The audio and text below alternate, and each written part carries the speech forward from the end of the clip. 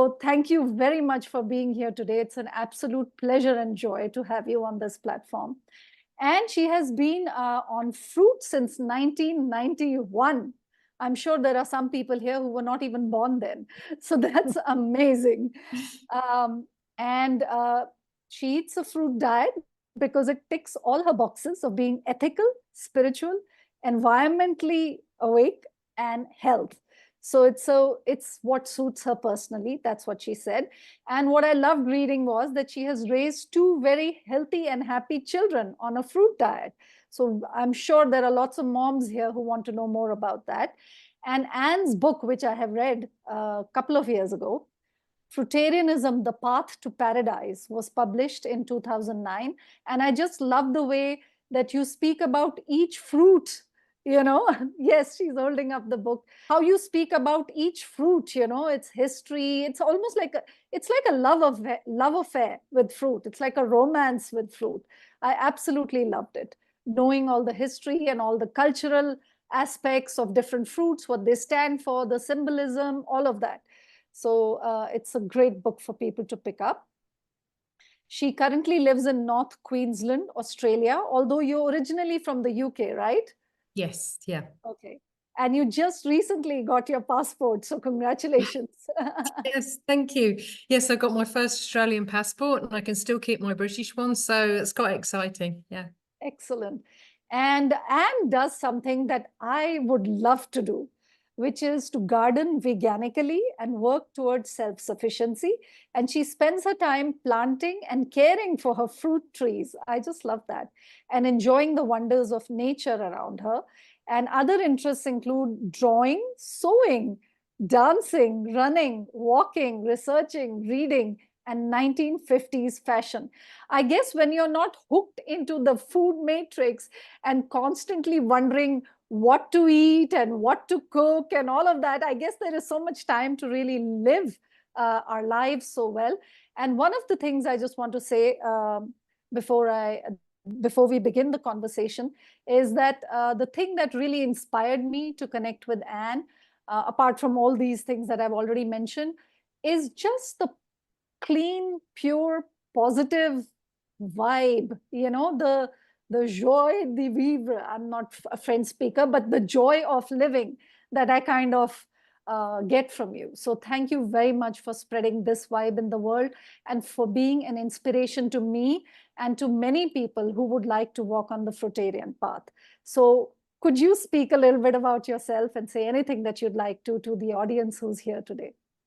Well, thank you very much, Nandini, for inviting me. It's my pleasure to be here today. I do like to share what I've learned because it has been a long time. As you said, it's like 33 years this year on a fruit diet and 57 or 58 on a vegan diet. Sorry, 37 or 38 on a vegan diet.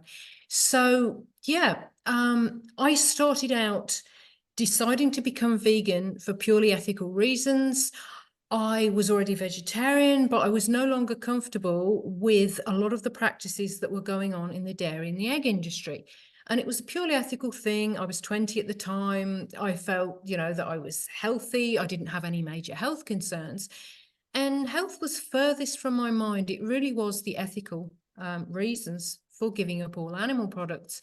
And at the time, I was at university in the UK, at the University of Kent in Canterbury. And I lived at the bottom of a hill and the university was at the top of the hill. So every day I would have to climb up that hill to get to the university. And every day, as I was nearing the top of the hill, I would have a wheeziness and a tightness in my chest. But the very next day, after I gave up all animal products, I was at the top of the hill and suddenly it was amazing because I wasn't tight in the chest and I wasn't wheezing. And that really has a profound impact on me. I hadn't been looking for any health benefits for becoming vegan, but here I was, it was the next day. And I've never, ever had that wheeziness or tightness in the chest upon exercise ever again. So it was like, well, I can see there's a connection between what we put in our bodies and how we feel. And I wanted to know more. And I really enjoy reading books and researching. So I started to read and research all about different types of vegan diet. I tried the Ann Wigmore sprouts and wheatgrass type of vegan diet. I tried a macrobiotic whole food vegan diet. I tried a general whole food vegan diet. And I felt good on them all, but I didn't stick with any one of them for more than about a year or 18 months. And then in 1991, I met a guy called David Shelley, and he was a fruitarian, and he was giving a talk at our local animal rights group in Leicester in the UK. And he was such a great advert for the diet. He had lots of energy, his skin glowed, he had lots of, physical activities going on in his life. He cycled everywhere. And whatever he was doing was working really well for him. And there was a group of us, about 5 or 6. We were all ethical vegans, but we all thought, we want to give this a go. We want to try out this fruitarian diet. And so I started then on the path to the fruitarian diet, and I've never really looked back. I did a transition period, which I found very, very helpful because I was in the early stages of my first pregnancy, and I didn't want to do anything too drastic because I was pregnant in case of elimination. And yeah, it stuck with me. I've stuck with it. I love so many aspects of it, as Nandini sort of touched on before. The ethical side, yes, that has to be there, but also you have to feel good on the diet, good physical health, spiritually. I love the symbiotic relationship between fruit trees and humans. I love how we don't have to kill anything to eat fruit. We don't have to kill the plant. We can just pick the fruit off. And and environmentally, especially organic fruit, it has the lowest impact on the environment, and also fruit produces the most amount of food per acre of any food crop, more than wheat, more than animals, more than potatoes. So fruit really is a great way of being environmentally friendly, especially if we're eating organic. And during my journey, I've lived in the UK, and then I moved to Australia just over 20 years ago. I loved being a fruitarian in the UK, but I do appreciate the climate here in Australia. We have good sun all year round, which is important for our vitamin D. And also we can eat locally. We can grow a lot of our own fruit here as well. So I used to work in event management. A couple of years ago, I gave that up when we moved here to concentrate on becoming self-sufficient and spending my time connecting with the land and forming relationships with the fruit trees, planting fruit trees, caring for fruit trees. And really, I'm very, very happy doing that. I love this life. And yeah, so I'm happy to be here today, sharing any of my experiences with you that are of interest to you. So thank you. Thank you so much. That is super inspiring. And there's so many things that you said that I'm inspired by. And one of them is that you actually took up the fruitarian path when you were pregnant. That's mind-blowing, because most people would be so scared to try anything new.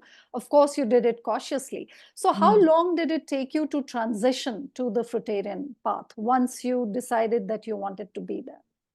Yeah, it took me about a year, between a year and 14 months. And the thing is, I'd gradually been refining my diet. So from when I realized this connection between what we eat and how we feel, I started to cut out things. So I cut out white flour, I cut out white sugar, I cut out a lot of processed foods. So during the sort of 4 years of being vegan before I was fruitarian, I was eating mostly whole food. Yeah, occasionally maybe something a bit processed, but mostly unrefined foods, fruits and vegetables, and grains and pulses. So I feel that, and I hadn't taken any recreational drugs, or I hadn't taken any allopathic medicine during that time. So I didn't probably have so much to eliminate, but I still wanted to be cautious because I was pregnant. And my friends who were starting out on the fruit diet, they all jumped into it like 100%. And I was like, well, I'd like to do that, but no, I'm going to do the transitional period.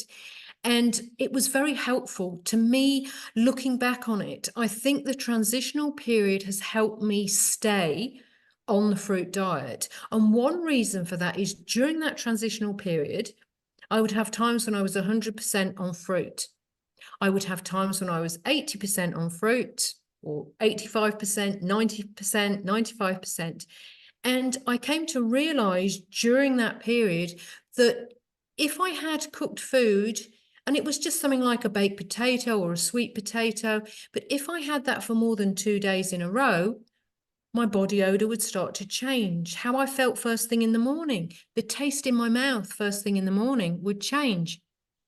And I came to the realization that I was ready to let go completely of the cooked food, because for me, and I'm not saying this is the case for everyone, I know people that do 80% raw, 90% raw, 70% raw and do very well. But for me, during that transition period, I'd experienced the different percentages of raw. And for me, 100%, I felt the best. And I think, and I can still sort of remember how I felt on the days when I had cooked food for a few days in a row. I can still remember the taste in my mouth. And so that really has helped me keep on track, because I know that for me personally, 100% raw and a fruit diet works best. So yeah, I really benefited from the transitional diet. Other authors such as Arnold Ehret and Essie Honorable. Essie Honorable was a South African lady, and Arnold Ehret was born, I think, in Germany, and he moved to the United States later on. Both of them highly recommend a transitional diet because it makes it easier. Essie Honorable, the South African lady, she was in very, very bad health. I believe she was in her 30s, but she was on the point of death due to chronic illness. She met her husband, who was a fruitarian, and he put her straight on 100% fruit diet because of her health. And it was so severe, because that would save her life. But she said afterwards, it was the hardest thing that I had to do, but I knew I had to do that because of my health. But she subsequently recommended for most people doing that transitional period. So I do think it can be a very useful part of a fruit diet, going through that transitional phase. So if somebody who's watching this is currently on a standard but cleanish kind of diet, at least they're trying their best, how would you recommend, what are the steps that they can take to proceed towards a fruit diet so that they don't become demotivated or gripped by their cravings, or just, falling off and saying, oh, I just can't do it? So how would you recommend that they do this so they succeed? Yeah, I think by small steps, baby steps, and maybe changing the first meal of the day. So fruit for breakfast, because fruit is good to eat before other foods because it digests so quickly. And especially melons. Melons are almost, as soon as you've got them in your stomach, they're digested and they're ready to leave the stomach. But even other juicy fruits, maybe bananas and avocados and dried fruits, will take longer. But in general, the juicy fruits are super quick at being digested. And so maybe have your first meal of the day as a fruit meal. So keep everything else the same, but have that first meal as a fruit meal. And then when you've been doing that for a while and you're used to it, and it can take a while to get used to it, because we're used to foods that make us feel a little bit different, maybe a little bit fuller, a little bit heavier. And so a lot of people who start off by changing to a fruit breakfast will find it really hard to let go of cereals in the morning. And they will sort of like feel that even though they've eaten sufficient quantities of fruit, they still don't feel that heavier feeling.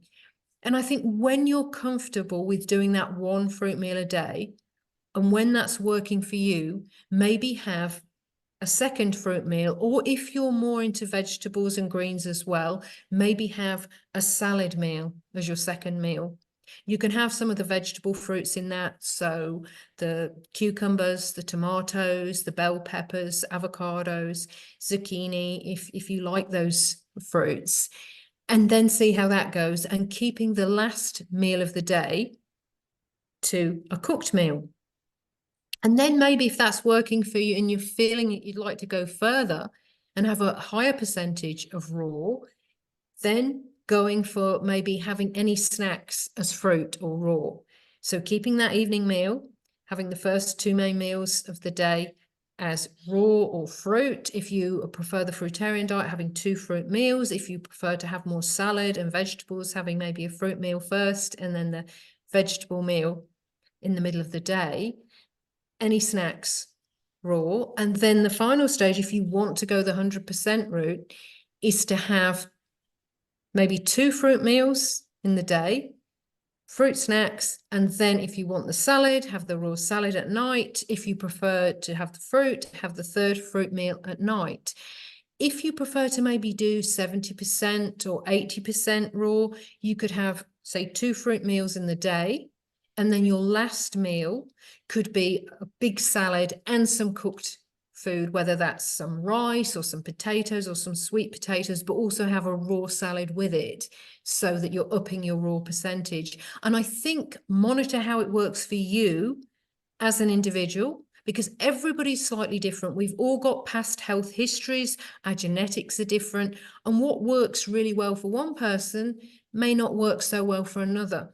And I think that's the value of the transitional period, is that during that time, you can see what works well for you.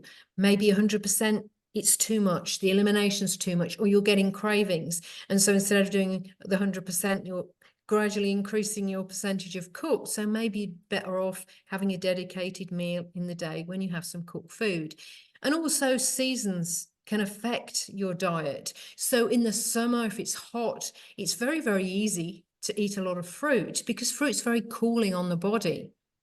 But, you know, in the winter, if you live somewhere cold, it can be more challenging. I lived for 12 years in the UK on a fruit diet. And what I did to keep warm was exercise more. That's what worked for me. I lived in a very cold house, so there wasn't a lot of heating in the house, but I would do exercise. I had a jump rope or I would dance in the house, and I felt that was useful. Other tips would be eat fruit at room temperature. If you keep your fruit in the fridge, bring it out and warm it up a bit before you eat it, because if it's cold and you're eating something cold, that can make you even colder. Melons as well. Melons can cool you down, but other fruits like avocados are quite high fat, so they're quite a warming fruit. And durian, which is the Southeast Asian spiky fruit, that's also a warming fruit that has more fat in it. So maybe more of the warming fruits in the winter, and, you know, cut back a bit on the melons because they do tend to cool people down. So it's a seasonal thing as well. You might need to adjust your diet a bit with the seasons. Super. And another thing, I've kind of done it like how you are suggesting. I'm kind of in that phase. And one of the other things that has really helped me is to do these challenges on fruit. Like right now, I'm on Orville Douglas's fruit challenge. I was hosted him a couple of months ago, and we are on all juicy fruits for the whole month. So I think just doing these challenges just helps to build that willpower, the ability to deal with social situations, the ability to deal with and understand the source of our own cravings. And every time I finish a challenge, I think I learn a little bit more about myself and about how to stay more consistent with the fruit diet. And also because when we come on this challenge, we can fully observe the effects of a 100% fruit diet on our body. And then when the body feels good, we become free of inflammation, free of pain, free of some of the troubling symptoms we may be going through. And then we learn about detoxification, we learn about cleansing.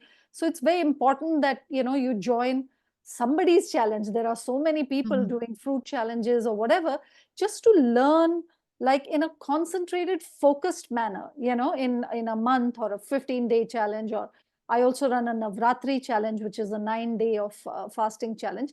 Because in that time, because of the whole group energy, you feel more motivated. And then you can actually experience how fruit is in your body. I have this joke saying, my body and me, we feel superb on fruit. It's just the mind that has to catch up. Yes, yeah. So coming to that, what do we do with this mind and these cravings and these memories? Anybody wants to know the answer to this question? Type yes in the chat. How do we handle our cravings and memories and associations we have with comforting food and so on. Everybody's saying yes, yes, yes, yes. Yeah, I think that's a really good question. And I think cravings can be complex. I think that it's sometimes we'll be hard on ourselves. We'll have done like a period on fruit, and then we'll have craved something and had that food and think, oh, I failed. And I think it's very important always to be kind to ourselves and not see anything as a failure and not label it as such. See it as a learning experience and also see it as consequences.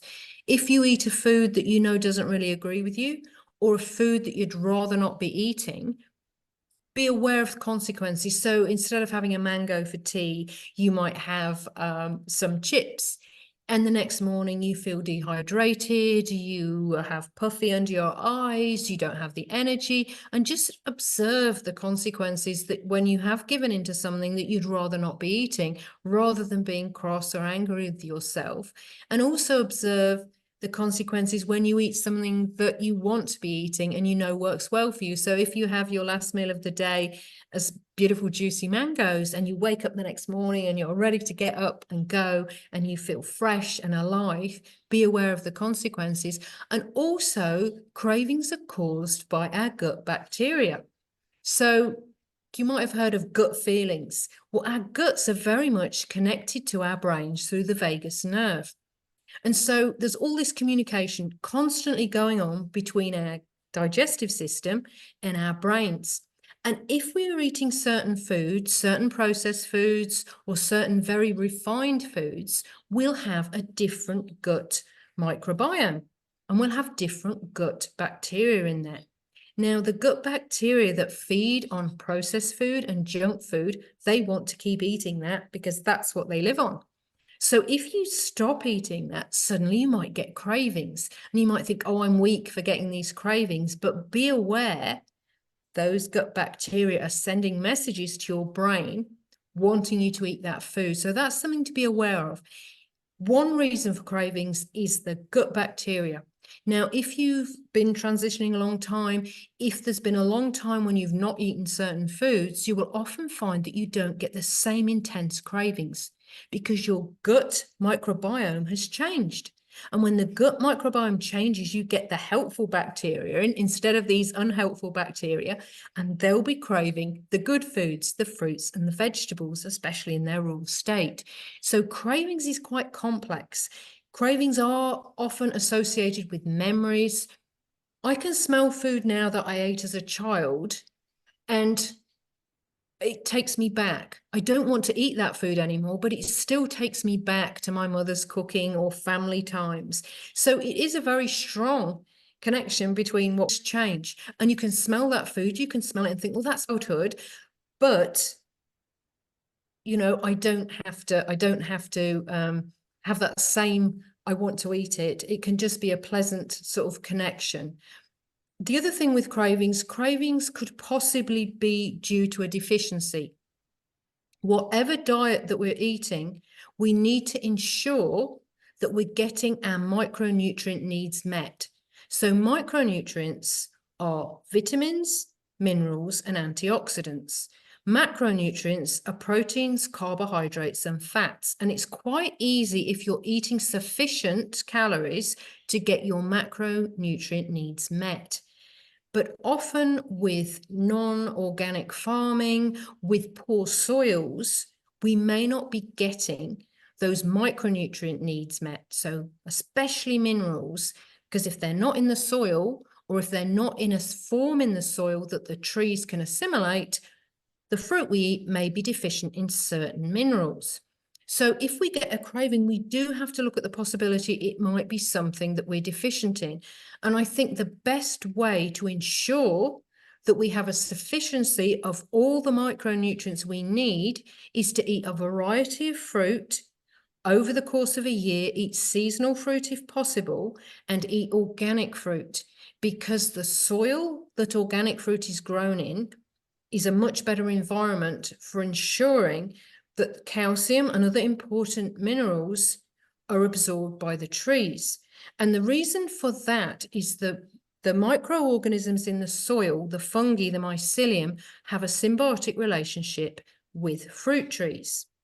They can't photosynthesize, and fruit trees can, because fruit trees have leaves. So plants with leaves can take in carbon dioxide and they can take in water, and in the presence of sunlight, they create carbohydrates. So that's why we get our carbohydrates from our fruits and our vegetables. So fungi can't do that. So the fruit trees will pass on a lot of the carbohydrate they make to the fungi in the soil. And because it's a symbiotic relationship, in return, the fungi will break down certain bonds in inorganic substances. For example, calcium carbonate or calcium phosphate. They will break down the bonds so the calcium is able to be absorbed by the tree.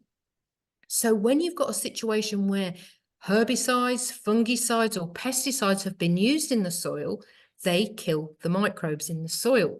So they haven't got the fungi in there to break down the bonds, no matter how much calcium carbonate or lime you put on your soil, it won't get into the fruit because the fungi aren't there to break down the bonds. So cravings can be due to something that's not sufficient in our diets. And I would say to remedy that, a good variety of fruits and vegetables, if you eat vegetables as well, and the best quality you can get, especially if it's not sprayed or comes from fruit grown in soil that has not got chemical treatment on it.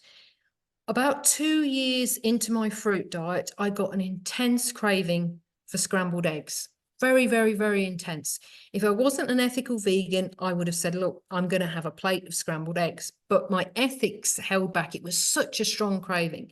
And I thought, well, it can either be I'm deficient in something that's in eggs, or it can be that I'm eliminating.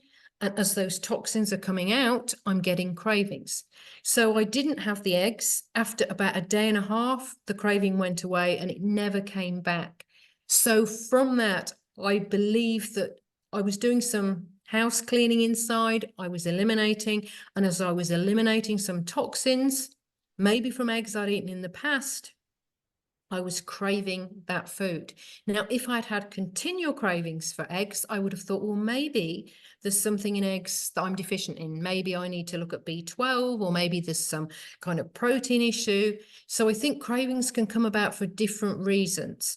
If you're craving something savory, and you're eating a lot of sweet fruit and you just think, I can't face another plate of sweet fruit, then you can make yourself a savory fruit salad. So you could have some nice tomatoes, so you could have some cucumber, you could have some bell peppers, you could have some zucchini, some avocado, and that often will really help with any savory cravings.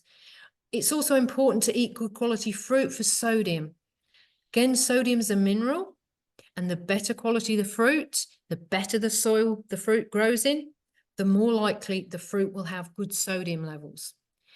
Sodium is very important. We don't necessarily need to eat added sodium in the form of table salt, but we do need to get sodium from the fruit we eat. So eating good quality fruit can ensure that we get adequate amounts of sodium, and that can help as well. If we're getting cravings for something more salty, maybe look at the quality of the fruit we're eating.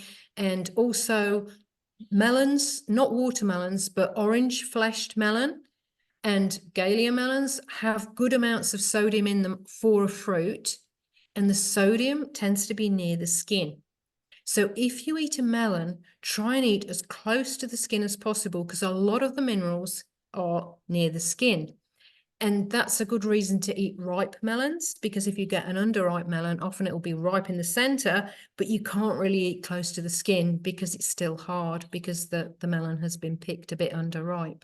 So yeah, it's a bit complex cravings, but listen to your body and go with your body to a certain extent.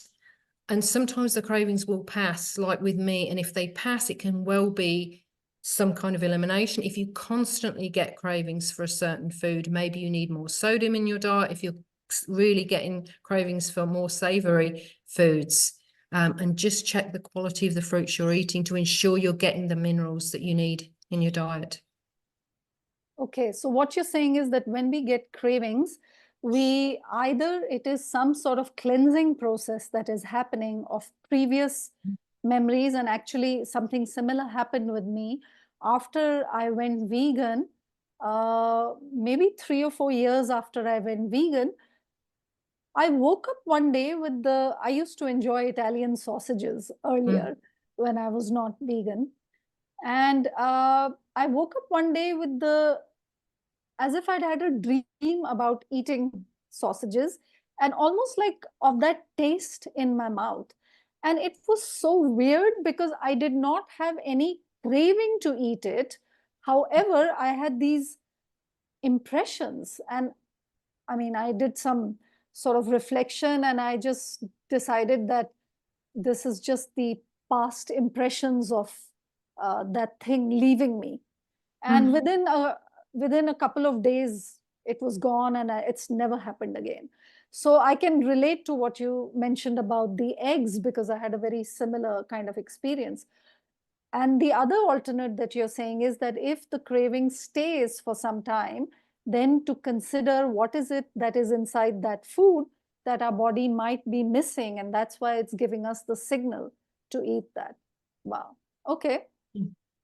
Can you speak a little bit about salt?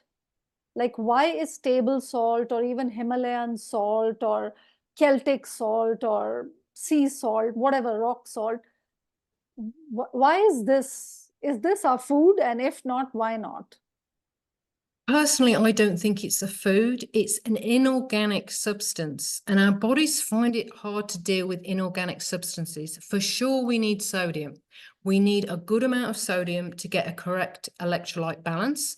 And one thing that happens if you have a blood test, they'll look at your electrolyte levels and see if the sodium and potassium and everything else is in balance. But we don't necessarily need to have table salt. Table salt can have a negative effect on people. Also, it is toxic to some extent. If you give a baby a teaspoonful of table salt, the baby will die because their kidneys won't be able to cope with it because it is a concentrated inorganic substance. And I think if we're getting cravings for something savory, it's far better to have the fruits and vegetables that are high in sodium, or even sea vegetables. Sea vegetables have organic sodium in them. You can rinse off any sodium that's on the outside, but they actually inside, they have absorbed the sodium, and that will be much easier on the body.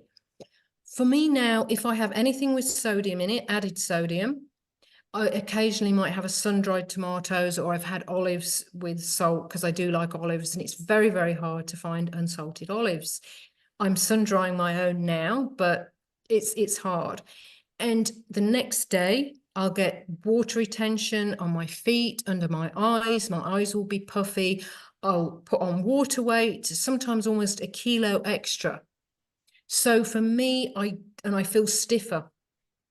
Some of the sort of the people in the past that talked about why fruit was an ideal food talked about mineral salts, sort of inorganic mineral salts, as silting the body up, making people stiff. As people get older and they get more of these mineral salts in their bodies, their joints seize up, and they almost have an accumulation of this inorganic matter in the body. When you think of how flexible children are very flexible and fluid. And people, if they get older, if they maybe are not aware of a healthy diet and lifestyle, can get really stiff. So I think for that reason, having a lot of added sodium, inorganic sodium, it can silt the body up to some extent. It can make us stiffer and less fluid. It can increase water retention in the body, which also impacts the fluidity of our muscles and our joints. I think that we can, in general, get our sodium needs met through the food we eat. Exceptions would be workers who work outside for 12-hour shifts in the heat, or someone doing ultra marathons who's sweating a lot and losing a lot of sodium through sweat.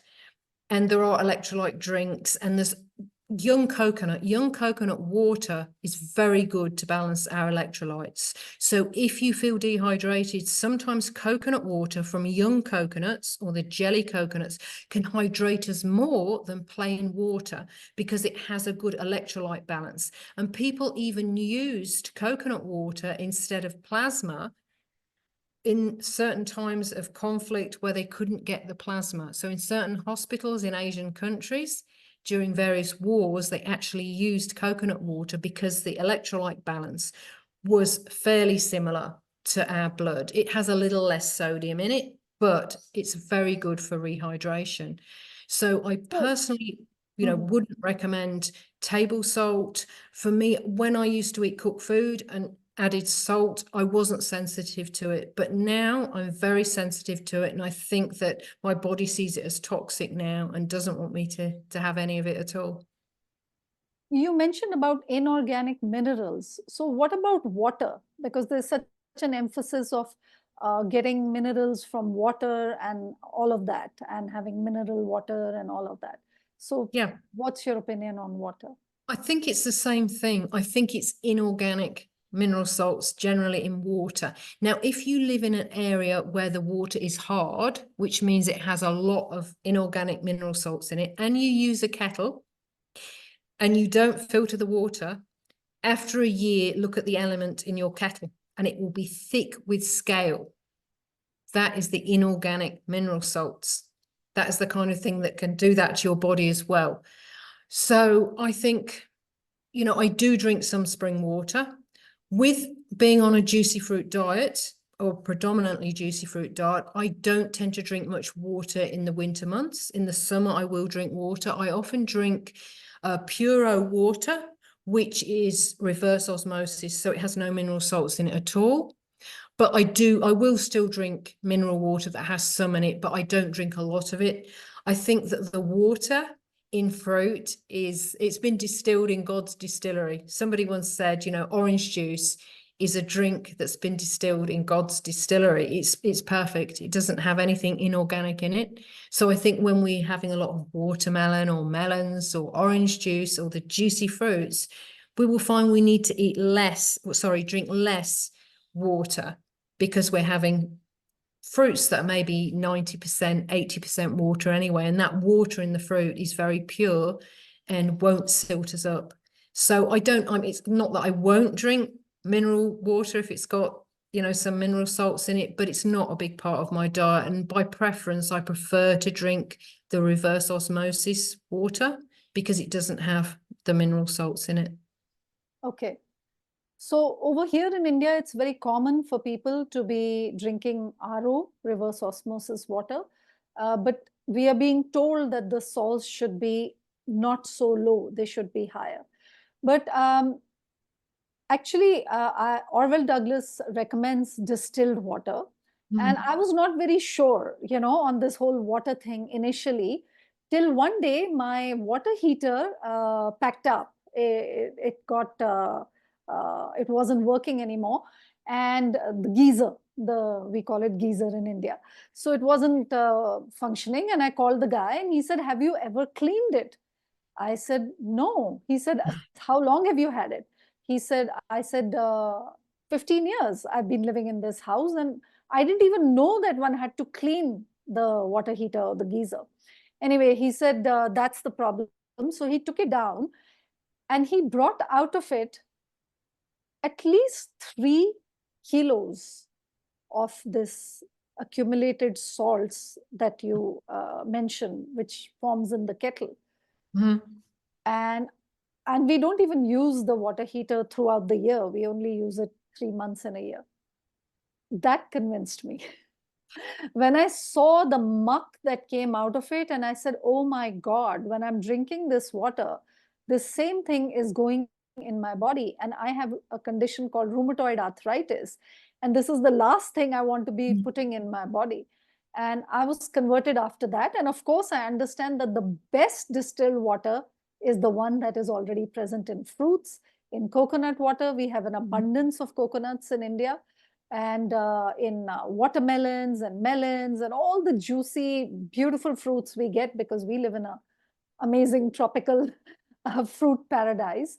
So I completely understand that. But whenever I'm thirsty, I reach out for distilled water. And that's something that shifted when I saw the water heater with all the muck. So I completely understand what you mean by these inorganic salts. Inorganic meaning the body does not recognize them as food. They are not, they were not alive. They are not biological. Our bodies are designed to eat biologically alive plants, and the minerals are taken up in the plants and they are available to us. So when we, people worry a lot about, actually, that's another thing I wanted to ask you, that do you include salads in your diet on a regular basis? What is it that you eat? Like, what's your No, diet? I just usually eat fruit, just mono meals, one type of fruit at a time. That's what I usually eat. Occasionally eat salads if someone's made me a salad, but not usually. And I got into this diet through David Shelley, who's the fruitarian guy from my hometown in Leicester, and his work, and also the work of Arnold Ehret. And Arnold Ehret was born in Germany, I believe, and he moved to the United States at the early part of the 20th century.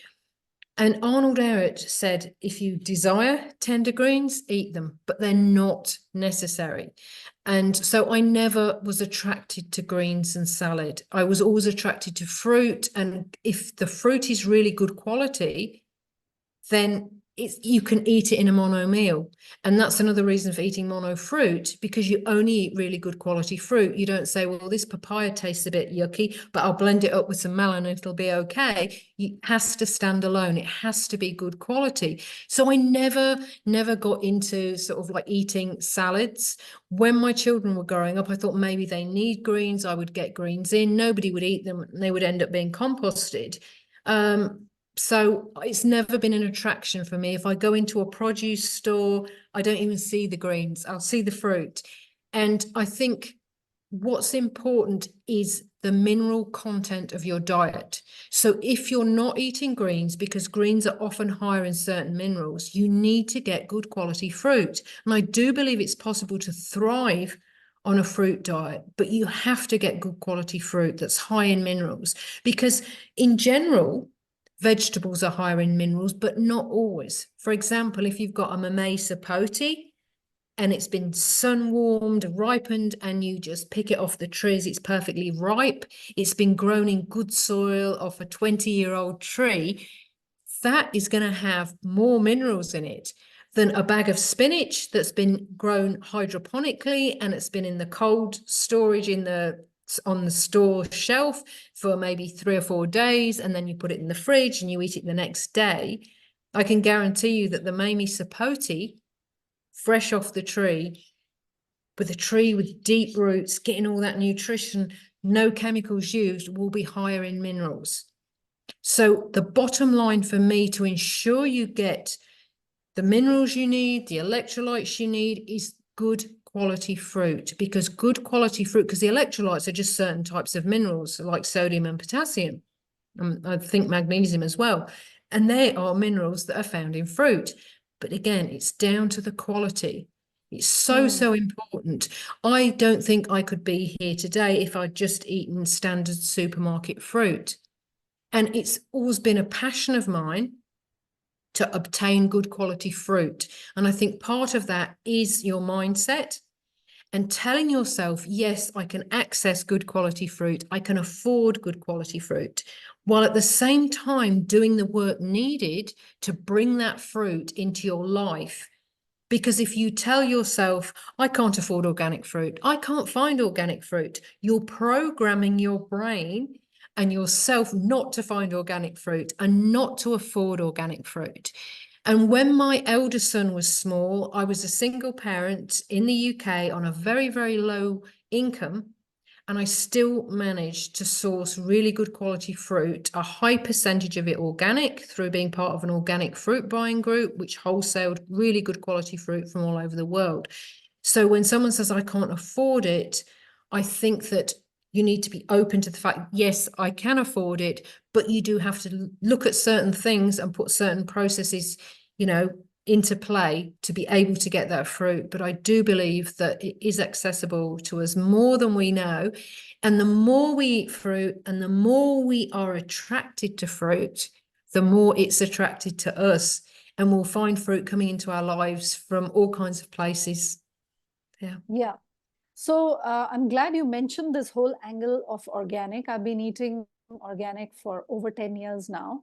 In fact, I'm a co-founder of our local organic market, and I'm very, in touch with the organic growers, and myself also a bit of a hobby farmer. So when you say good quality fruit, what you're actually referring to, if I've understood correctly, is fruit that is grown in soils that are not doused with pesticides and fungicides and insecticides and all that. So good food that is coming from good quality soil. Actually, this is not true just for fruit. It's true for all food that you're feeding your family should be grown in good quality soil and naturally, especially when it comes to fruit, to be naturally ripened, where Yes. the chances of finding naturally ripened fruit are higher if you eat organic, or you pluck it from an organic farm, or have some trees growing around you. So one of the strategies that I followed is I made all the farmers my friends. So my friends are farmers. If they're going on the street, they'll stop the van and they'll sort of say hello to me. And my sister would be like, "Who's that?" Because, the farmer is usually simple and all that. I'm like, "He's my friend. He's a farmer." So I would really say, whichever area you're looking in, make farmers, your local farmers, your friends, because they know, because they even keep, even if they are growing on a large scale, they will have a patch for their own families. And if you're good friends enough, you might get it from them. But in some of the larger cities, like the people who are here today, many of them are from Mumbai or Delhi or Bangalore or Chennai. In most of these cities, there are very strong organic movements. Even in some small cities, there are strong organic movements. And if you have a piece of land, you can even grow your own stuff and connect with other people who are growing. And then you can exchange whatever surplus you have with them. And I think that is extremely important. And sometimes when people doubt whether we can get all the nutrients from fruit, I really wonder about it, that how can we doubt that? Because much of fruit grows on trees, and trees have very deep roots. And if trees are alive and thriving, obviously they need those minerals for themselves as well to be alive and thriving. And if they are fruiting and giving you fruit, that means that they are getting the minerals and that is getting put into the fruit. Versus when we are eating vegetables, most vegetables and greens, which are growing on the surface of the soil, and their roots are not even going deep enough, and they have to do with whatever is in the soil, and we just hope that it is compost and natural minerals, and instead of all the chemical fertilizers.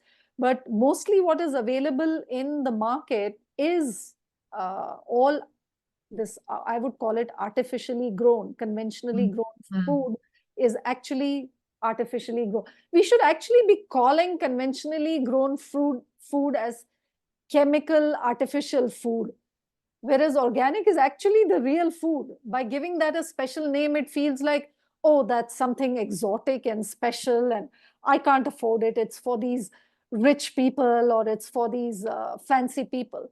But no, that is our real food. We are actually being poisoned if we eat food, and we are poisoning our children and our families if we are eating conventional food, which is, I just want to share this with everybody. When the summer began, I'm extremely fond of mangoes. And I went a little ahead of myself and I said, okay, there are no mangoes coming in the organic market. Let me get some from the shop. Okay. I got, like a kilo or a couple of kilos of mangoes because I was so excited because they were coming from other parts of the country. And I just had like a couple of mangoes and my entire lip went black in a few hours. They were so toxic. And I was like, Man, never again. Mm. So when something is in full season, then still there is some likelihood that you will get, less contaminated food. But please do not buy conventional food, especially out of season conventional food. Mm. So that's what that was my experience. So so, there's so many of these raw food enthusiasts and people that speak about the importance of greens and green vegetables. So, do you believe that if we were to address the quality of fruit angle, that we actually do not need any greens or green vegetables? Yes, I do. I think that some people, if they crave greens, if they do well with greens, they may need greens as a part of their diet.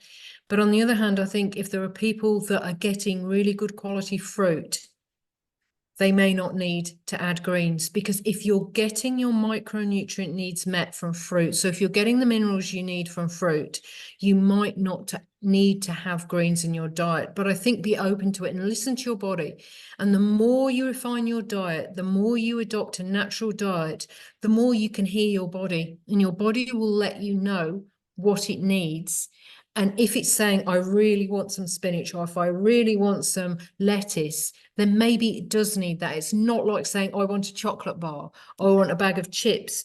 But when your body's desiring a healthy food, and I think that some people say you have to have greens. In some situations, you may have to have greens, but I do believe that if you're eating good quality fruit, you can get your nutrient needs met, but it has to be good quality fruit. And a danger, I think, sometimes people will go on Chronometer or nutritional data programs, and they'll say, I'm getting all my calcium. But we have to acknowledge that those data programs are at best a guide. They will say, for example, an orange has 50 milligrams of calcium in it per 100 grams. But when they've got that figure, they've maybe got 10, 20 oranges.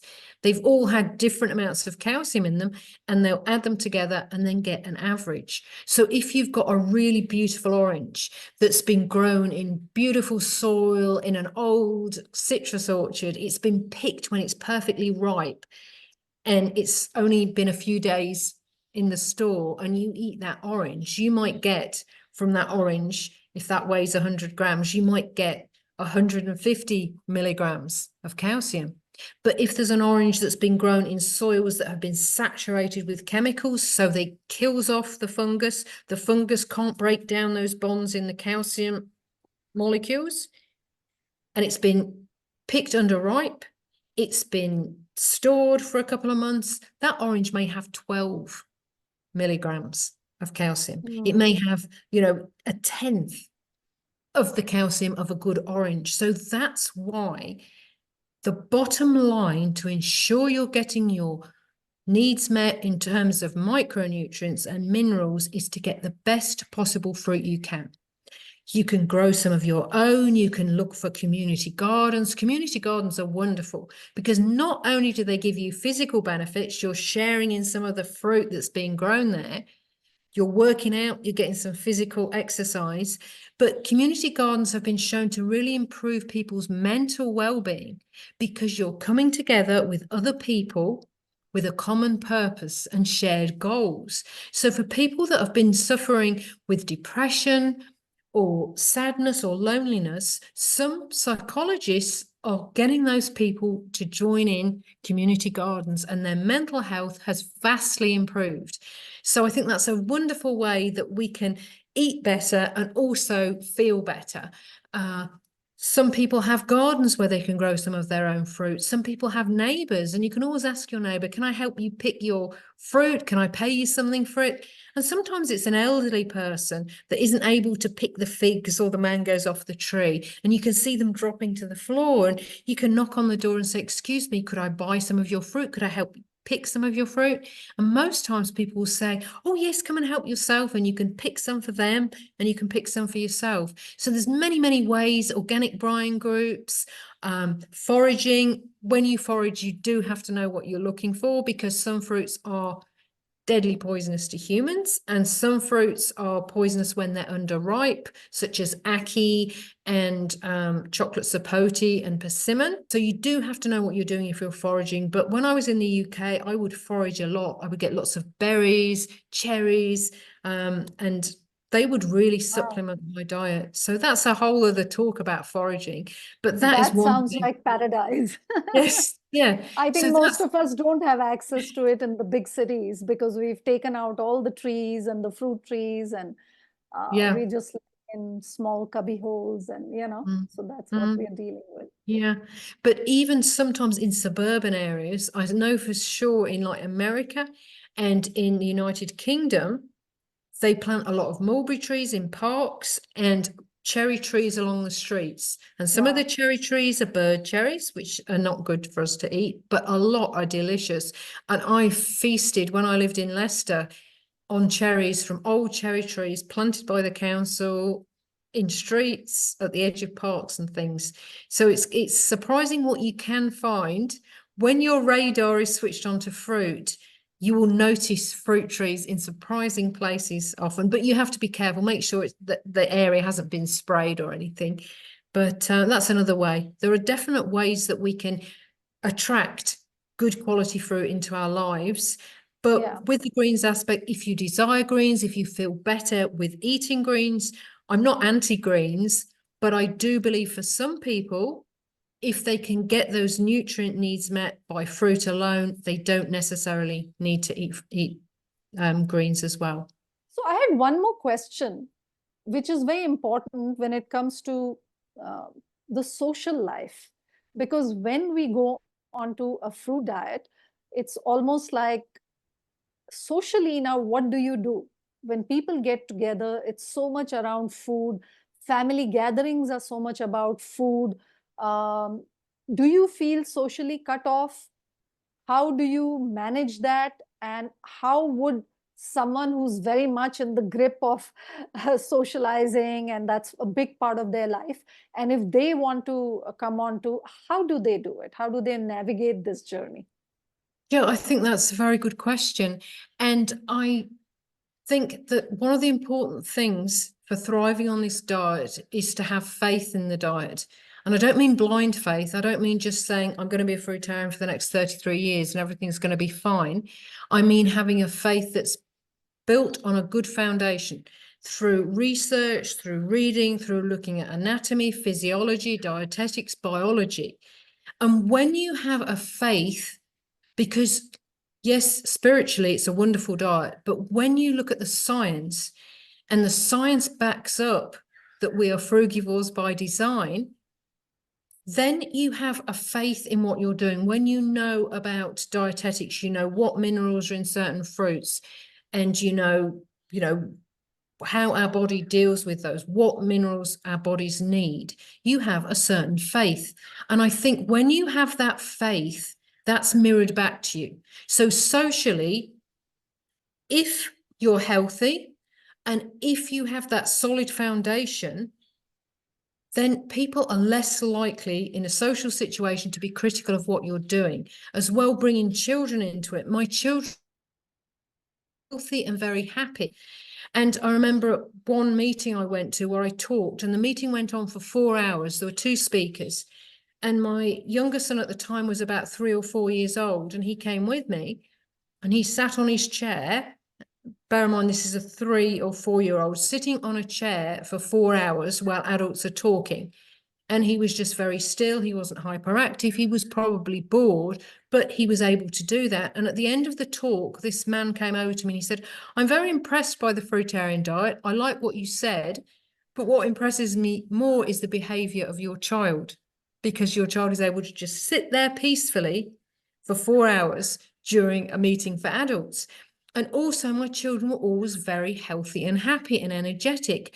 So people socially wouldn't really say anything. I don't think I ever had any negative comments because my children reflected health and energy, and they couldn't really say, oh, it's not healthy to bring up a child on a fruit diet. When you see a child that's glowing and that's healthy and doesn't have any of the usual childhood illnesses.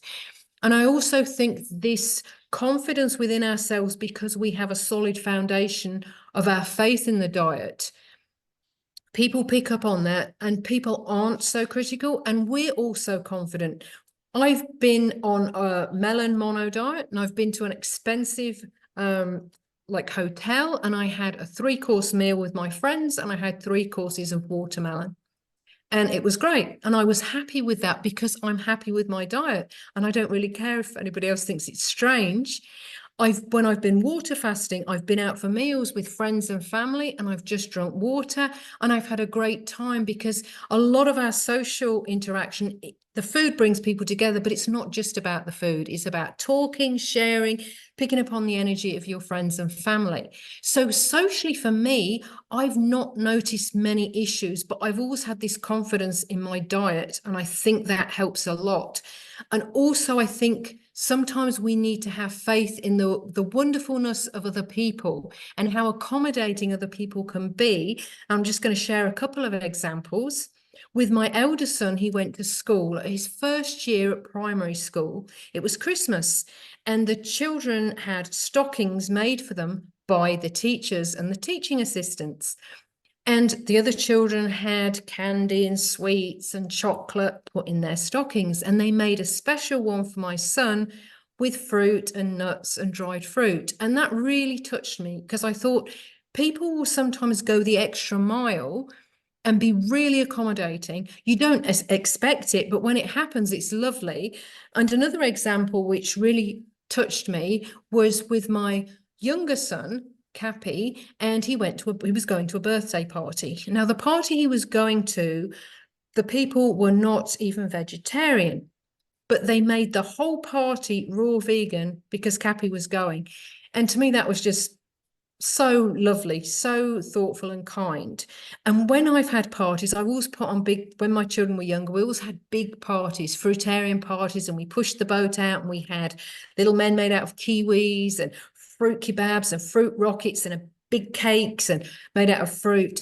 And the wonderful thing was, when the children went home at the end of the party, they'd had their 5 serves of fruit and veg, and they were very happy. There was no tantrums. There was no crying at the parties.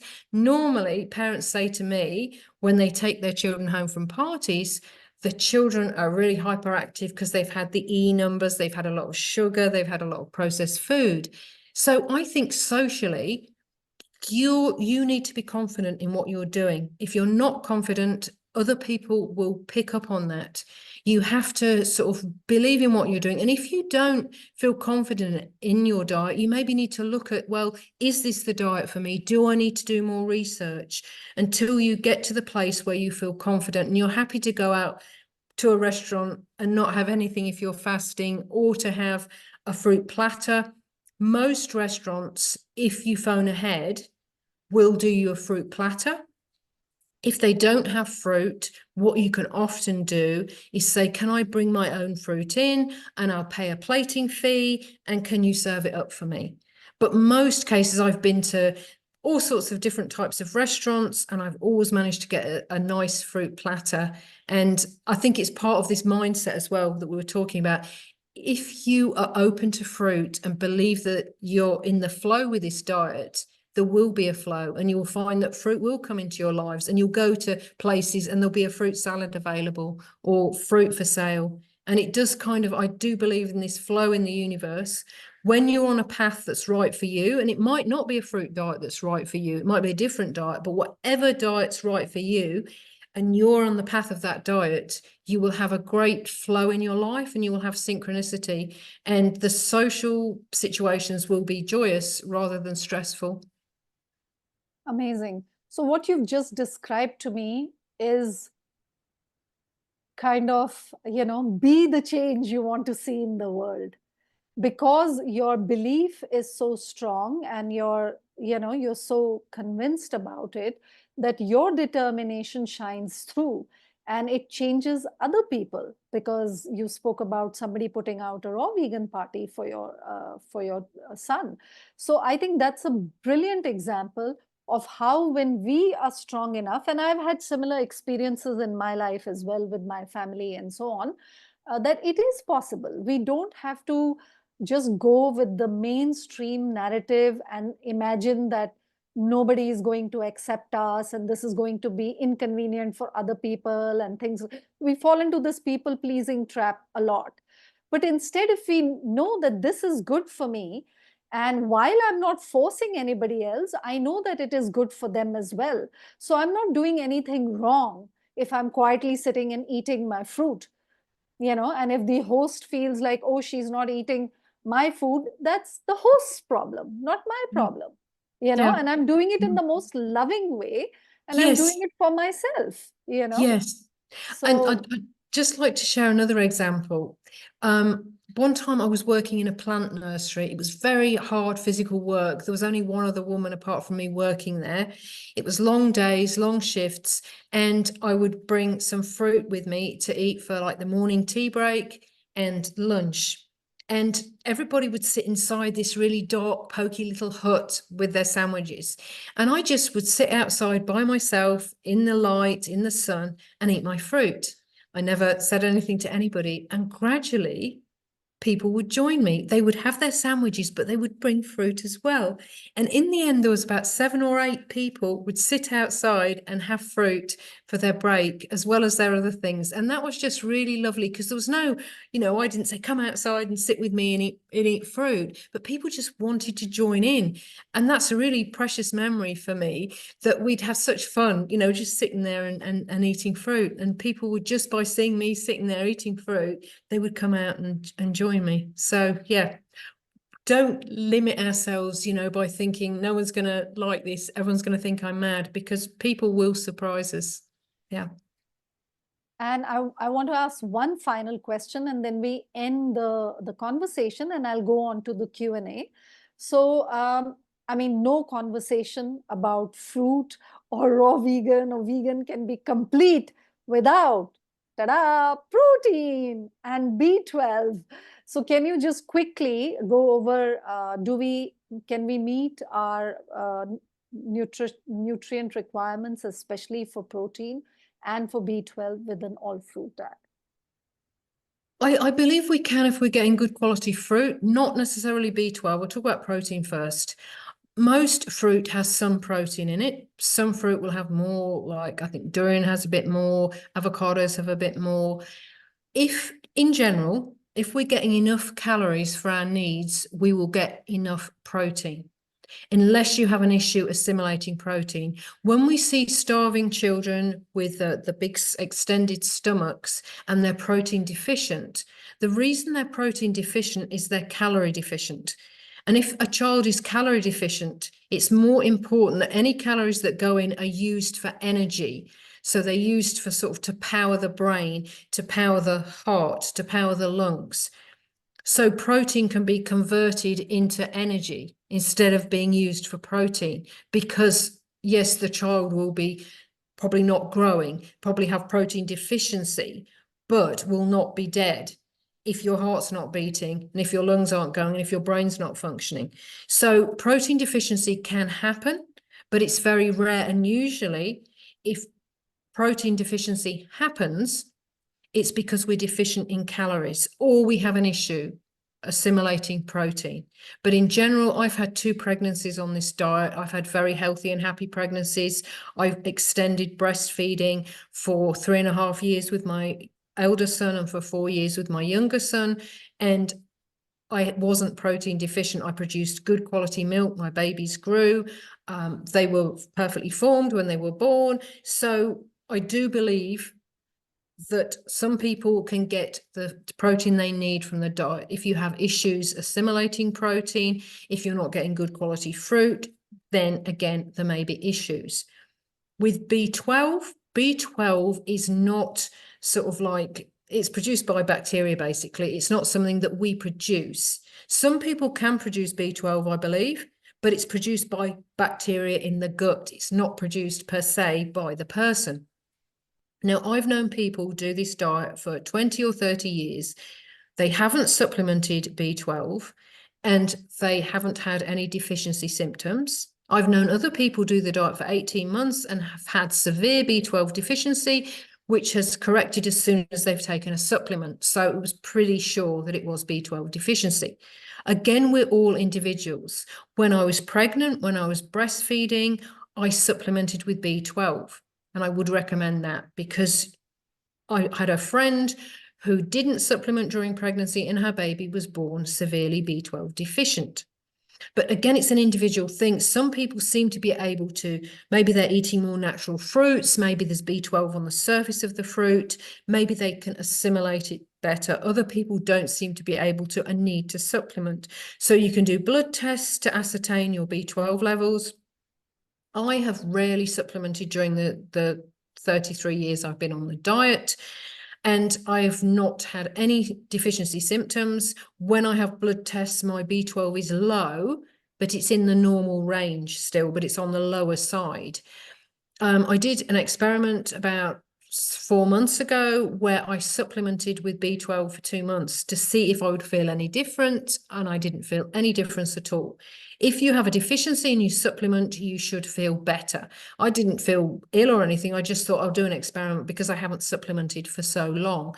So personally, I don't feel a need to supplement. But having said that, it's very important that you don't get B12 deficient because it can cause permanent neural damage. Symptoms of B12 deficiency are a tingling in the fingers, a tingling in the toes, a soreness or a numbness on the tongue. So be very aware, maybe get some blood tests. If you think you're low or if you test low for B12, do get a good quality vegan supplement. And just be aware that there are some people who have pernicious anemia. And this is often genetic. My father and my paternal grandmother had both had pernicious anemia. So they both ate meat, they both ate dairy products, they both ate eggs, but they weren't able to have the intrinsic factor in the stomach that causes you to absorb that B12. So both of them had to have B12 injections. So that's something that I'm going to be aware of as I get older, that maybe I too will need to have either sublingual B12 or injections. At the moment, my B12 levels are fine. I have good energy. But yeah, with my father, he had to have an injection every 3 months. And towards the end of the 3 months, when he needed his next injection, his body would be telling him his energy levels would go down and he wouldn't feel so good. And then he'd have his injection. So we do need, I think, to be careful with B12. We don't necessarily need to supplement, but we're better off supplementing than risking being B12 deficient and causing permanent damage, especially if we're pregnant, if we're breastfeeding. I would advise supplementing. I don't think that taking a good quality supplement is particularly harmful. Some people have said if you supplement, you'll repress the body's own ability to produce B12 in the intestines through bacterial activity and absorb it, which may well be the case. But I do think there are some cases like pregnancy and breastfeeding where you do need to ensure that your levels are adequate so that your baby's healthy. And what about vitamin D? Would you have a similar attitude to vitamin D, that supplement if it's low? Yes, for sure. Vitamin D is very, very important. If we look at the chemical structure of the molecule of vitamin D, it's very similar to cholesterol. It's almost like a steroid in the body. It's not like the B vitamins or vitamin C in that way. And it really helps with our immune system. We might have heard recently when there were certain respiratory viruses going around, how B vitamin D was very important, and people that were sufficient in vitamin D were less likely to get infectious respiratory viruses. So vitamin D is super important. If you don't live in a sunny place or if you live far from the equator, you'll be less likely to get enough vitamin D from the sunshine. If you live somewhere sunny and close to the equator, most of the year, the angle of the sun will enable you to produce your own vitamin D. But if you don't, then I would suggest either getting a sun lamp, which produces specifically vitamin D. There's an American company called Spurti who produce a vitamin D lamp. It doesn't give you a tan, it just produces vitamin D within the skin. Or take a good quality vegan supplement. And that's what I would do. If I didn't live in an area where I can get enough sunshine all year round, I would either get a lamp or I would supplement, because it's very, very important that we get sufficient vitamin D. But one thing that's important, if we're relying on the sunshine to produce that vitamin D on our skin, which we then absorb, we need to not wash with hot water and soap certain areas of our body. Because what happens, it can take up to 48 hours. If you've been out in the sun, you think, great, I've got my vitamin D in for the week or the day, and then you have a hot shower or you use soap on your skin, that will wash off the vitamin D before it's absorbed into the skin. So it's important to leave some areas of your body, maybe your legs or your arms, that don't necessarily need hot water and soap for a couple of days, so that you can absorb that vitamin D. And there was a survey done, and it showed African people and surfers in Hawaii. They were in a similar sort of like latitude, had similar amounts of vitamin D that would be produced in the sun. And they found that the surfers had much lower levels of vitamin D in the body than the African tribesmen. And the reason it was believed was because these surfers were showering a lot.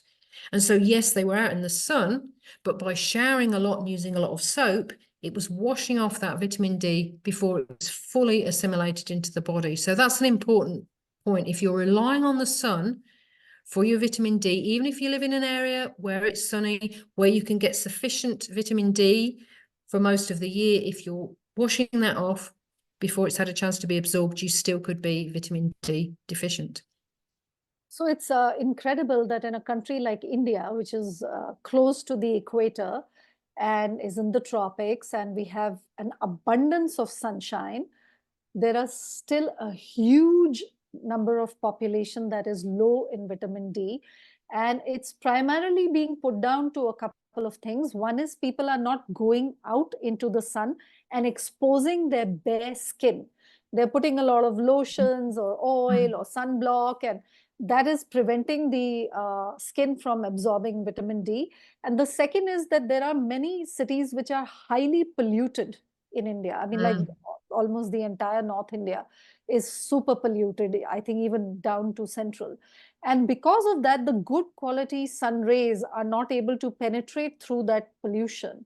So these are two reasons why Indians are also vitamin D deficient, and it's very important to keep an eye on all of these things that we have mentioned. There's another factor as well. The darker your skin is, the less vitamin D you will absorb. So somebody with a very dark skin, an almost black skin, can absorb 1/20th the amount of vitamin D as a person with a very pale skin. And that's why it was quite interesting, these results that showed that the African tribesmen had higher vitamin D levels, even though their skins were a lot darker than the Hawaiian surfer. So that's another thing to take into consideration. Yeah, what you said about the pollution, this is what happened in England in the 1920s, the 1930s, when people got rickets, because there was so much pollution from the coal that the vitamin D wasn't getting, the sunlight wasn't getting through, and people weren't producing vitamin D. And it was a lot of deficiencies amongst children at that time were based on wealth. So the poor children that didn't eat as well were getting these deficiencies, but the vitamin D affected everybody because everybody was living in these cities and the sunlight was being blocked. So children were getting rickets from every sort of like every social level. Yeah. Okay, and just to circle back, because someone put a comment on protein, I watched some medical information videos and papers into this whole area of protein at one time, because I just wanted to research it for my own knowledge. And what I was being shown by some of these doctors actually was that the body makes its own protein and it uses amino acids. And the whole variety of amino acids can actually be found in fruit. And the body has the capacity with that amino acid raw material to make whatever protein it requires for whatever function that is required. So what do you think about this? Have you come across this? And is this something that you would say? Yes, I would agree with that. And also something that's very important is the body recycles protein. People think they have to take protein in every day because it's going to suddenly disappear. But the body recycles its protein. So when the cells are sort of worn out and they're broken down, the body can take protein and recycle it. So that's another important thing to think about, that as well as the body putting the amino acids together to create protein, it can recycle protein. We don't lose all the, obviously we lose some of the protein that we eat through metabolism and excretion and things, but the body also recycles a good percentage of the protein that it takes in. And I would also like people to think about, where does an elephant get its protein? Where does a horse Yeah. get its Yeah. protein? Where does a cow get its protein? And calcium for that matter. So this is something for us to think about. Our bodies are not stupid. They know what to do when we give it its natural diet. It's just that we've stopped giving it its natural diet. And even what is being sold as natural food, like Anne has been emphasizing so much, is the quality of the soil it's grown in, which determines the quality of the food that we are getting. And if it is high quality and it has a lot of organic minerals in it, then nothing much more is required. But of course, be sensible about it, get yourself checked, supplement if necessary. Would you say that kind of covers it? Yes, yes. And also something as well about, like, I saw something in the chat about osteopenia, like if your bones aren't so strong. And there are several things that are important for that. So one of them is sunlight, so that we're getting vitamin D. Something else that's very, very important is weight-bearing exercise. So one thing we can really do to strengthen our bones is good weight-bearing exercise. So that's not cycling or swimming, even though they're great exercises. Walking, dancing, jumping with a skipping rope, anything where our feet go on the ground is excellent. And there was a study done actually, which was quite interesting, on raw vegans. And it showed that raw vegans had a lighter bones than average, but they weren't weaker. So the density was less, but they didn't have any of the other markers associated with weak bones. And it was a scientific study done that I've got it somewhere. But yes, so people that are raw vegan can have lighter bones, but they can be strong. And you can strengthen your bones by weight-bearing exercise, walk every day, or run if you like running, or dance if you like dancing, whatever weight-bearing exercise you enjoy doing. And that's very important, especially as women, go through the menopause where they're more at risk of getting fractures. Eating fruits that are high in calcium, or if you eat greens are great for calcium. If you don't eat greens, then the fruits that are good for calcium, figs are excellent and oranges are excellent. Dried fruit tends to be higher in calcium because it's more concentrated, and berries, blackberries, mulberries, raspberries are good for calcium.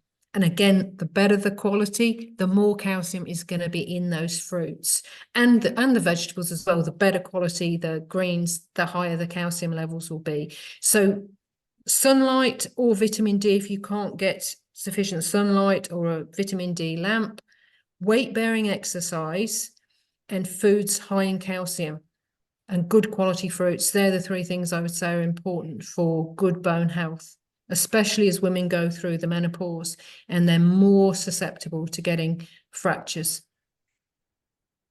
Thank you so much, Anne. Thank you so much. Okay, I'm just going to ask the questions, and Anne, you can just answer them as we go through it. What are some of the sample meal plans on a fruit-based diet? That was asked by Job. That varies. That depends. I got into this diet through eating mono meals of fruit, seasonal fruit and available fruit. And I still do that to this day. I don't tend to mix fruits about. I tend to have a meal of mangoes, then I'll have a meal of maybe avocados or a meal of melons. So I'll just eat what's seasonal, and I'll eat sufficient for my needs. I don't particularly count calories. I eat sufficient to my needs. I think if you're worried about calories, look at your weight. If your weight's stable and you're happy with it being stable, you're eating enough calories. If you're losing weight and you don't want to lose weight, you're not eating enough calories. If you're gaining weight and you don't want to gain weight, you're eating too many calories. So there are lots of people that do gourmet fruitarian meals. I only do it for special occasions. So for me, I eat very simple mono meals. I've done that throughout this time. But if you want sort of like meal plans or recipes, there are, probably better people than me to, say recipes and things. I think in general, eat the fruits that go together. So if you apples and pears together, eat melons alone because they digest so quickly. Maybe eat apricots and plums together, that kind of thing, because that will ease your digestion. And I think for some people, the gourmet raw is a stage. It helps them go into a raw diet. And there are a lot of people that have some really good recipes. Chris Kendall and has some really good, like raw recipes that don't have added salt and oil and things like that.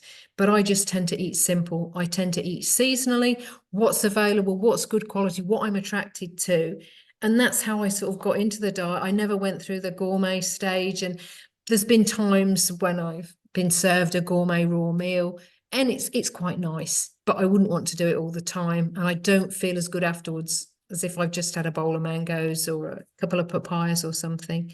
I think eat sufficient for your needs, eat good quality fruit, and eat the fruits that you enjoy eating, because this diet is about abundance. It's about joy. It's not about denial. People sometimes think you're restricting. For me, I'm not restricting. I'm eating what I love eating, and the best tasting foods in the world, I think, are fruits. So yeah. So are there any health risks associated with a fruit-based diet? I think, again, we've got to look at individual needs. If somebody has an issue with absorbing fructose or is diabetic, they maybe need to eat the lower GI fruits, maybe avoid dried fruits, maybe avoid watermelons, maybe have more of the berries, apples and pears, avoid juices. So I think we have to look at ourselves as individuals. I never say this diet is the best for everyone. I love it. I thrive on it. My children thrived on it. So I think look at your own health history. Some people might have a candida imbalance, and it may be until they've got their candida levels balanced, because we all have candida. We all have it. It's just when it gets out of balance that it's a problem. So they may need to eat maybe more vegetables or the lower GI fruits, more apples, more pears, more berries, and avoid bananas, dried fruits, and watermelons until their candida isn't more in balance. So I think we have to look at our own needs. And some people have allergies to fruit. Some people have allergies to mangoes because of the latex allergy. Some people have allergies to avocados. And I think just because a fruit does well with one person, it might not work for you. So look at your own health history, look at your needs, and potentially the fruit diet could not work for some people, and it could, cause their health to go down. I think in general, if you're healthy, then fruit works well. There's other things of like the chemicals that can be in fruits. Glyphosates in organic fruit can cause issues with some people. And sometimes it cannot be the fruit as such, but it's any chemicals that have been added to the fruit. So look at your health history, look at any allergies you may have, even maybe get an allergy test or something, and if you've got a problem with fructose absorption, you may need to do some healing before you can go on a fruit diet. It may be that you need to go on a more savory vegetable type diet, more sprouts and salads, in order to heal your body before you can fully benefit from a fruit diet. Yeah, and then thank you for that. Somebody said that they are convinced about it, but their family is not. And how do they not just passively surrender to the family and other groups, and how can we still stay connected with people we love, our families, and yet do this successfully? Yeah, I think it's very important in cases where there's, maybe a bit of disharmony with your views and your family's views. One thing that can help is something called nonviolent communication. And there's a book called Nonviolent Communication by Marshall Rosenberg. And it's a very, very good book. I found it useful with my family, with my friends, at work. And it shows you how to communicate with people in an effective way, because everybody wants to be heard. Now, if somebody says to you, the fruit diet's rubbish and you're going to get really ill on it, if you respond, which many of us might, how can you say that? Look at you, you're 2 stone overweight and I'm much healthier than you. The other person won't hear you and you'll get into an argument. But if someone says to you, you can't possibly do the fruit diet, it's really unhealthy, and you say, oh, so it sounds like you have concerns about my health for the fruit diet. Would you like me to share some more information with you? I read this book and I found it very helpful. So when you show a person you're listening to them and listening to their concerns, because your family are concerned about you, and it might be annoying if they're criticizing you, but usually it's coming out of a place of concern. If you employ nonviolent communication, you can often get a useful discussion. If you argue back, you'll be in conflict and nobody will hear the other person. It doesn't mean you agree with that person. You're not saying, oh, yes, it's unhealthy, the fruit diet. You're being assertive in your own way, but you're also hearing them. So I found that very, very useful. Also, what we were talking about earlier, being confident in yourself, having the knowledge yourself. If you've got knowledge where's calcium in certain fruits, or what fruits have iron, or how many calories do we need, and if somebody says to you, oh, you can't possibly get enough calcium or enough magnesium or enough whatever from a fruit diet, and then you can say, oh, I hear your concerns about me meeting my nutrient needs from a fruit diet. I've been reading recently and I found I can get X amount of iron from this or X amount of calcium from this.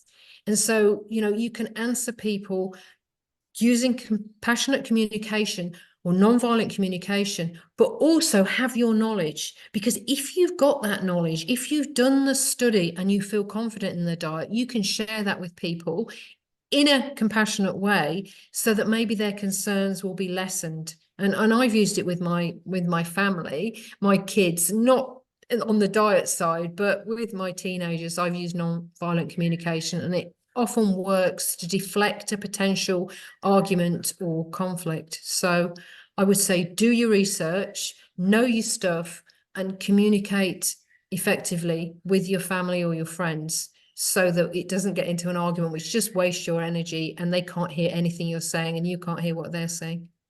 And also people who have asked very specific questions. I don't think we should get into them. Can I clear plaque in my arteries? I get constipated when I start eating fruit. What is, how does it affect metabolism? I mean, other specific conditions, I would highly recommend that please look into some professional support from a health coach or join some program that can help you. And also does health coaching. I also do health coaching. We'll speak about it at the end. But some of these specifics, somebody needs to look at your history, your health history. Where are you coming from? What have you been eating? What have been the symptoms? Where are the deficiencies? Are you on any medications? All of that is very important. Someone said how their blood sugar goes up. Are you diabetic? Are you pre-diabetic? Are you mixing a lot of fat with your fruit? We'll have to look into the details. So it's not something that can be answered on a public kind of an information thing. So I would skip some of these, but I'll look at some of the important ones that can be beneficial to everybody. So just letting everybody know. So I like this one, which says, why am I not being able to remain on fruits? I keep going back to cooked food, despite knowing this is the best path forward for me. This frustrates me when I go back to cooked food. Yes, and I think that's a really good question. And I think a lot of people find that. And I think something I talked about earlier, being kind to yourself. So if you fall off the wagon, if you've done, say, 2 weeks on fruit and then you go back and eat something you'd rather not be eating, look at the consequences. Record the consequences, even have a diary or something, or just mentally go over the consequences. When I ate this food that I'd rather not be eating, how did I feel the next day? What are the consequences? When I eat fruit all day, how do I feel the next day? What are the good consequences? And try not to be blameful of yourself or hard on yourself, or use words like I failed, I'm stupid, why did I do this?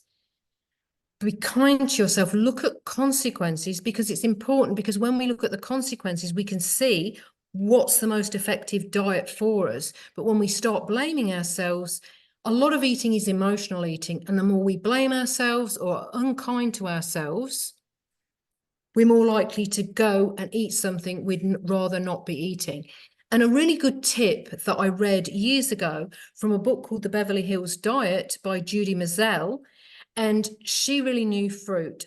Her diets weren't particularly vegan or vegetarian or fruitarian, but she recommended 3 days a week fruit to her clients. And she had real success. She had a lot of Hollywood celebrity clients and stuff.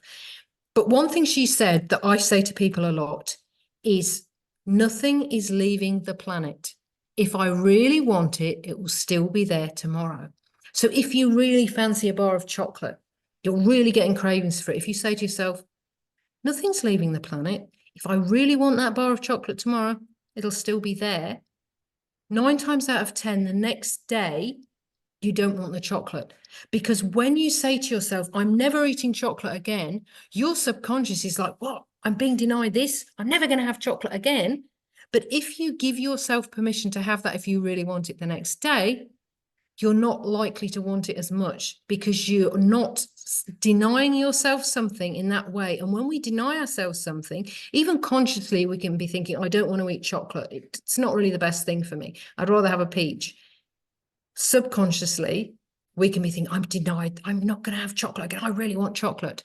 So I think it's important to, if you fall off the wagon, not to blame yourself, look at consequences. Because if we don't look at consequences, we're not really any better off. If we look at consequences, we can learn from eating something we'd rather not be eating, and we can sort of like grow and learn from that. So not blaming ourselves, but looking at consequences, telling ourselves nothing's leaving the planet. It'll still be there tomorrow if I want it. And also get the fruit you love. Have that mindset where your house is full of the fruits you love to eat. So if you do think, oh, I'd fancy eating a cake, but oh, look at those lovely mangoes and they're all nice and ripe, because it's important we get our ripening sort of cycles going. And then you can have the mangoes and often be really satisfied by having those mangoes. So it's important to have the fruits that you love and feel that you deserve those fruits. And sometimes if you're in a family and other people are eating things that you used to eat, you used to like eating, but you realize they're not the best foods for you, cut up your fruit, make it look really lovely. If you're a beautiful glass, maybe cut a slice of orange and put it on and present your foods beautifully. If you're having a fruit platter, make it look really nice and appealing. There's times I've gone out to eat and I've had a fruit platter and my friends have had conventional food and they've been looking, that looks really good. I want some of that. So present your food nicely, feel that you deserve the very most beautiful food on the planet and present it in a nice way, have it in your house. And that can often help you, you know, to not fall off the wagon because you know you've got some beautiful fruits that you like eating and good quality. So, yeah. Lovely. Thank you. There's another set of questions around which fruit is better than others. Is there any particular fruit to focus on for brain fog, for metabolism, for deficiencies, you know, that kind of stuff? So I think the best fruits are the fruits that you are attracted to and are available and are of good quality. And certain fruits have certain properties, but again, the bottom line is the quality. Like figs are great for calcium, but you might get a mamey sapote that's got more calcium in it than a poor quality fig. So good quality fruits in general will supply your body with what you need. Berries are a really good fruit. I would say berries for most people because they're lower GI and they're very high in minerals compared to their sugar content. Whereas something like a watermelon, especially a seedless watermelon, will be higher in sugar ratio to nutrients. So I think berries in general, citrus, if citrus is organic and nice and ripe, so it's not too acidic when it's picked, citrus I think is like one of the best fruits that you can get. Berries, figs, I think they're all good fruits, but really it's what you're attracted to. Grapes, if grapes have seeds in them and are organic, they're great, but it's so hard to get grapes these days that have seeds in them and are organic. So they can be a really powerful fruit, but if they're seedless and not organic, again, they can have a low mineral to sugar ratio.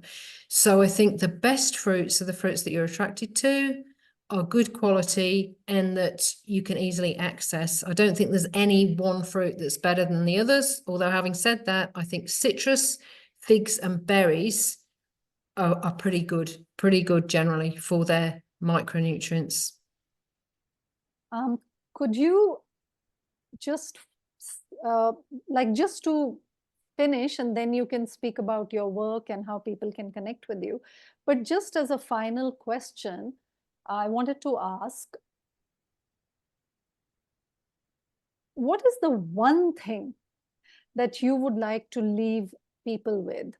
The ones who are open to and maybe going through health challenges and are open to considering the path of eating more fruit in their diet, or even to be on full fruit.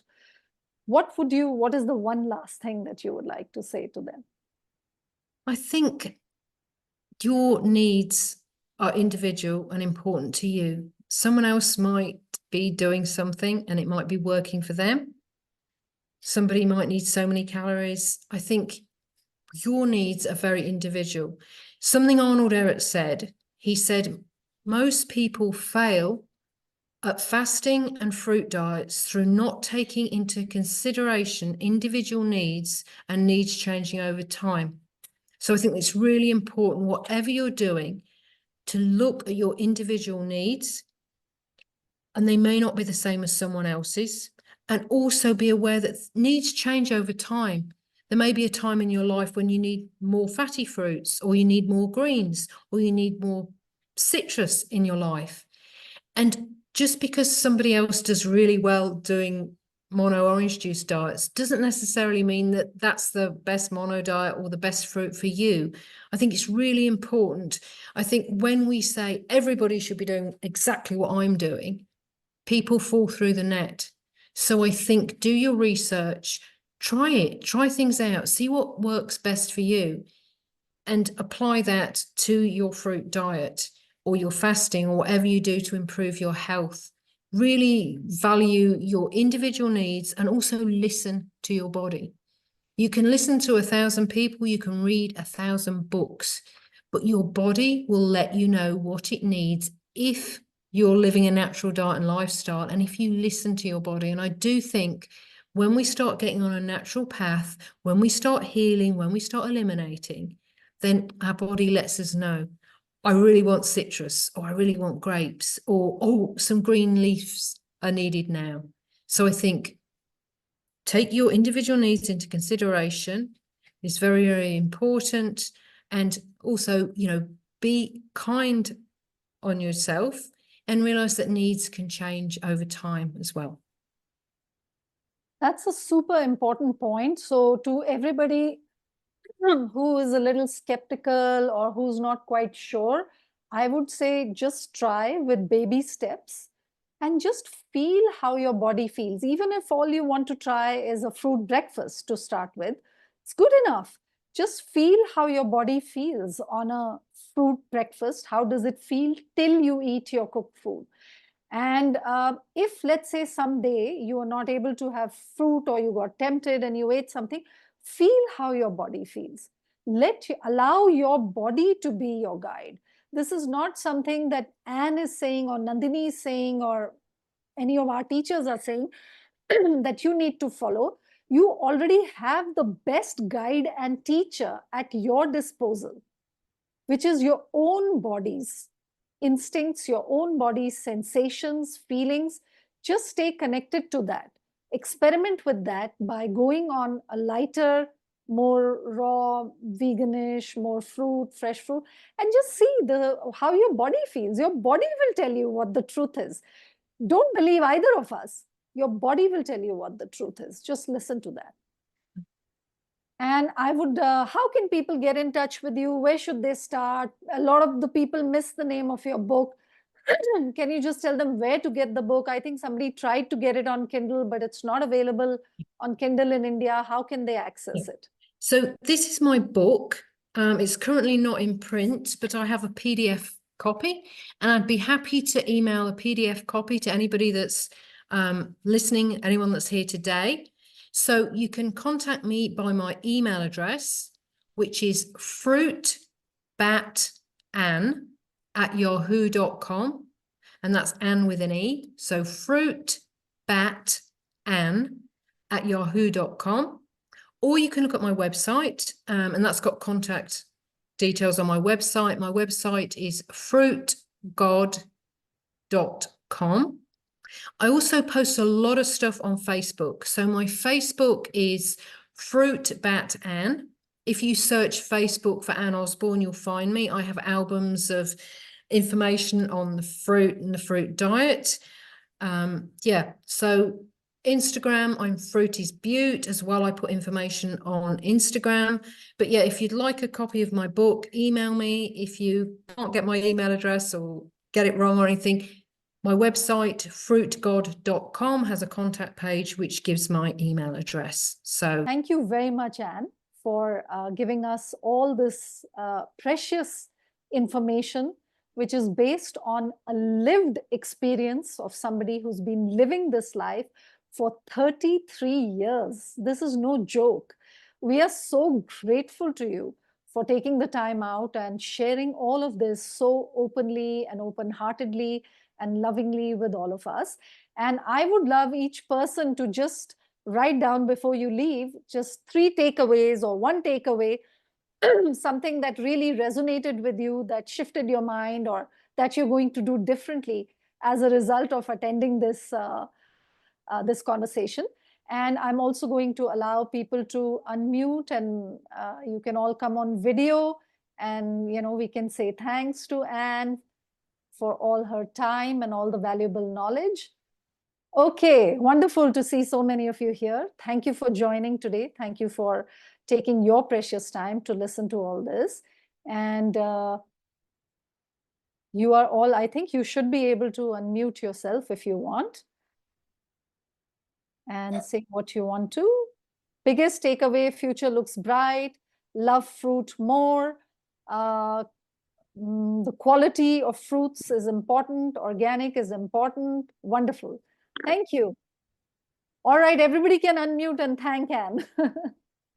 Thank you all of you. Thank you very much. Thank you so much, Thank you. and Nandini. Thank you. Especially the point on cravings and how you explained it was amazing, and that I definitely resonated with. Wonderful. Everybody can say 1 sentence if they And want. also about organic Thank you. fruit you told. Thank you. Thank you, everyone. Thank you. Thank you. Thank you so much, Anne. Your journey is very inspiring. Thank you. Really. Totally. All right. Goodbye, everybody. Thank you. Bye, Anne. Have a good Thank evening. you.